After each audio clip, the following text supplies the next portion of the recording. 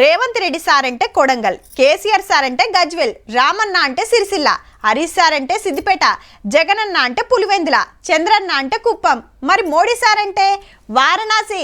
2 మాటల ఆడికెళ్ళి ఎంపీగా గెలిచి 10 ఏండ్లు దేశాన్ని ఏలిండు. ముచ్చటగా 3వ పారి గెలవాలి, 3వ పారి పిఎం సీట్ల కూకోవాలని కాశీ పబ్లిక్ నే నమ్ముకున్నాడు.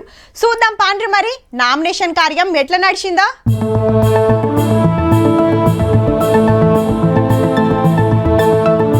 కాశీ కాలభైరవుని దీవనార్తి తీసుకొని గంగమ్మకు పూజలు చేసి క్రూయిజ్ పడవ ఎక్కి తిరిగిండు ప్రధానమంత్రి సారు. అటెనక కలెక్టర్ ఆఫీస్కి వచ్చిండు నామినేషన్ వేస్తానికి.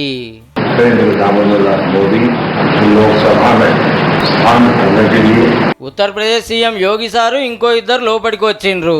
అయోధ్య ఆలయ పూజారి, ఓ దళితుడు, 2 ఓబీసీ లీడర్లు సార్ నామినేషన్ కి హిమ్మతి ఇచ్చిండ్రు.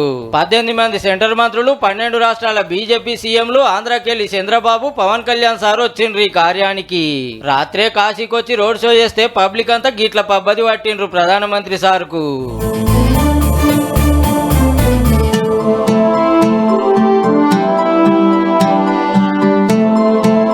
వారణాసికి వెళ్ళి ఎంపీగా పోటీ చేసుడు ఇది 3వ పారి. 2014లో వడోదర, వారణాసి రెండిట్ల గెలిస్తే సొంత రాష్ట్రం నియోజకవర్గానికి రాజీనామా పెట్టి ఈడికెళ్లే పార్లమెంట్ కు పోయిండు. ఎమ్మటే ప్రధానమంత్రి అయిండు. 5 ఏళ్ల కిందట 4 లక్షల మెజార్టీ తోటి గెలిచే. జూన్ 1 తారీఖు నాడు వారణాసి సీటు కోట్లు. చూడాలి మరి ఈ తాపకెట్లుంటదో. ఇక ఉత్తరప్రదేశ్ ఎలక్షన్ ప్రచారంలో జోరు చూపిస్తాడు రాహుల్ గాంధీ సారు. బీజేపీ మళ్ళా గెలిస్తే రాజ్యాంగం రద్దు చేస్తుంది, ఎస్సీ ఎస్టీ బీసీల హక్కులు గుంజుకుంటదానికి వచ్చిండు. కాంగ్రెస్ పార్టీని గెలిపిస్తే జూన్ 4 నాడు దేశమంతా రుణమాఫీ చేస్తాం, 17 ఆడోళ్ల అకౌంట్ల ₹1,00,000 ఇస్తామని మాట ఇచ్చిండు.